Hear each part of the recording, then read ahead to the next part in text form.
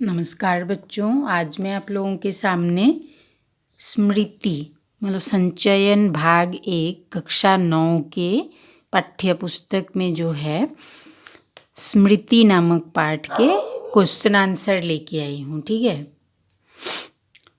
Question number क निम्नलिखित प्रश्नों के उत्तर दीजिए।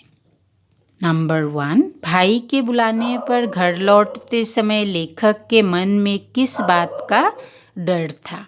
उत्तर, भाई के बुलाने पर घर लौटते समय लेखक के मन में भाई के हाथ से पिटाई होने का डर था। लेखक को लग रहा था कि बड़े भाई को बेड़ तोड़ने वाली बात पता चल गई होगी या उसकी किसी और शरारत का पता चल गया होगा, इसलिए उसे पीटने के लिए बुला रहे हैं। पिटाई के ख्याल से ही लेखक का दिल दहल उठा था। नंबर 2, मक्खनपुर पढ़ने जाने वाली बच्चों की टोली रास्ते में पड़ने वाले कुएं में ढेला क्यों फेंकती थी?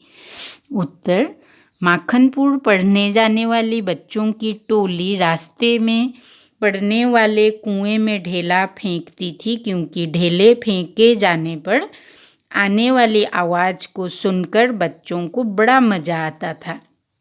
उस कुएं के अंदर एक सांप गिर गया था। ढेला फेंकने पर उस सांप की फुसकार सुनाई देती थी, जिसे सुनने के लिए बच्चे यह काम करते थे। उसके बाद आता है नंबर 3, सांप ने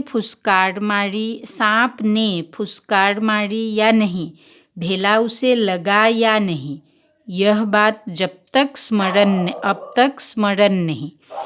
यह कथन लेखक की किस मनोदशा को स्पष्ट करता है?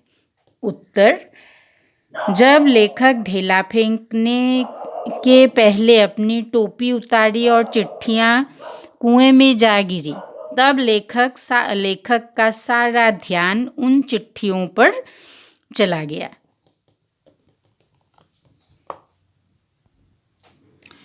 उस समय लेखक के लिए वे चिट्ठियाँ उस ढेले, कुएं या सांप से अधिक महत्वपूर्ण थी। लेखक का डर के मारे बुरा हाल था, क्योंकि लेखक के भाई ने उन्हें चिट्ठियों को जल्दी से जल्दी डाक खाने में डालने को कहा था।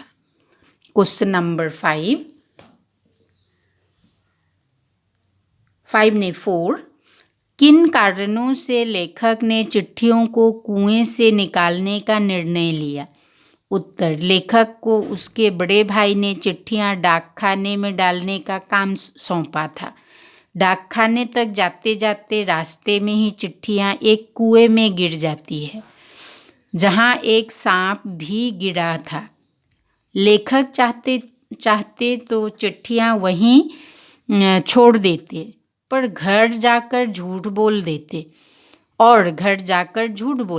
लेकिन लेखक ने तब तक झूठ बोलना नहीं सीखा था। वह हर कीमत पर अपनी जिम्मेदारी पूरी करना चाहता था, इसलिए उन्होंने चिट्ठियों को कुएं से निकालने का निर्णय लिया।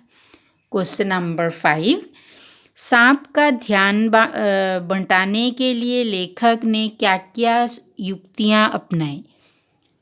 उत्तर, सांप का ध्यान बंटाने के लिए लेखक ने कई युक्तियां अपनाई। पहले उसने थोड़ी मिट्टी लेकर सांप की ओर फेंक दी। उसके बाद उसने डंडे से सांप का ध्यान बंटाया। इससे लेखक को कुछ सफलता जरूर मिली। ठीक है, नंबर 6 बच्चों, आप लोगों को मैं कहना चाहती हूँ, नंबर 6 वाला जो क्वेश्चन पूछा गया है वो थोड़ी लंबी है, मतलब पूरी कहानी उसमें आ जाती है, इसीलिए ये अब नहीं पढ़ूंगी मैं आप लोगों के लिए। ये बाद में सिर्फ क्वेश्चन नंबर 6 के लिए ही बनाऊंगी, ठीक है, एक वीडियो। इसलिए अब नंबर 7, इस पाठ को पढ़ने के बाद किन किन बाल सुलभ शरारतों के विषय में पता चलता है? उत्तर, इस पाठ से कई बाल सुलभ शरारतों का पता चलता है। बच्चे अक्सर पेड़ों से बेर, आम और अमरूद तोड़कर खाया करते हैं। वे बिना मतलब जहाँ तहाँ ढेले फेंकते हैं। वे सांप को देखकर उसे मारने निकल पड़ते हैं। लेकिन आजकल के शहरी बच्चे ऐसी शरारतें नहीं कर पाते हैं। उसके बाद आता है नंबर 8। क्वेश्चन नंबर 8 में पूछा है, मनुष्य का अनुमान और भावी योजनाएं कभी कभी कितनी मिथ्या और उल्टी निकलती है का आशय स्पष्ट कीजिए। उत्तर, लोग कहते हैं कि कभी कभी बड़ी से बड़ी योजना भी धरी रह जाती है। मनुष्य अपने अनुमान के आधार पर कुछ योजनाएं बनाता है, लेकिन उसका अनुमान गलत होने की वजह से वह कुछ नहीं कर पाता है। ऐसा ही लेखक के साथ हुआ। वह तो सांप को मारने के ख्याल से कुएं में उतरा था, लेकिन कुएं में जगह कम होने के कारण लाठी को ठीक से चला नहीं पाए। वह डंडे से सांप के फन को कुचलने की कोशिश भी नहीं कर सकता था, क्योंकि निशाना चूक जाने की स्थिति में सांप के जवाबी हमले का खतरा था। लेखक वहाँ से भाग भी नहीं सकते थे, बहुत मुश्किल स्थिति में फंसे थे। ठीक है बच्चों। उसके बाद आता है नंबर 9। फल तो किसी दूसरी शक्ति पर निर्भर है। पाठ के संदर्भ में इस पंक्ति का आशय स्पष्ट कीजिए।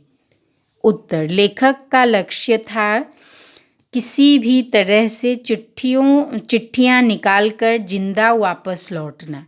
इस काम में कई अड़चनें थी। कुएं के अंदर जगह कम थी। सांप एक विषधर था जिसके काटने पर जिंदा बचना नामुमकिन था। सब कुछ इस बात पर निर्भर करता था कि कुएं के अंदर असल में क्या घटने वाला था। उस होने वाली घटना या घटने वाली घटना पर लेखक का कोई नियंत्रण नहीं था। निमंत्रण नहीं, असल में नियंत्रण। रुको, ये होगा। नियंत्रण नहीं था। जो भी होना था सब भगवान भरोसे था, अर्थात दूसरी शक्ति के ऊपर था। ठीक है बच्चों।